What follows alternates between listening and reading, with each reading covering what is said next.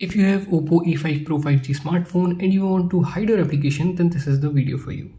Open your settings, scroll down and then select security and privacy.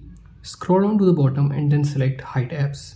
Click on get started. Now firstly you have to set a privacy password. Click on settings. You can set a 6-digit password or you can use a different password type.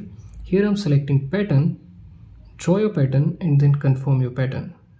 Answer a security question and then click on confirm. Now click on get started. Now select access via dial pad. Click on settings. Now you have to set an access code, but keep in mind you have to start your access code with hash and also end it with hash. Here I'm selecting hash 1234 hash and then click on done. Click on done and then click on add application. It will show all the applications which are installed in your smartphone. Select the app you want to hide. I want to hide my files. Enable this. As you can see, you will not see files. Now if you want to access your hidden application, then open your dialer and then type your access code. Then it will show your hidden application. So that's how you can hide your application in Oppo A5 Pro 5G smartphone.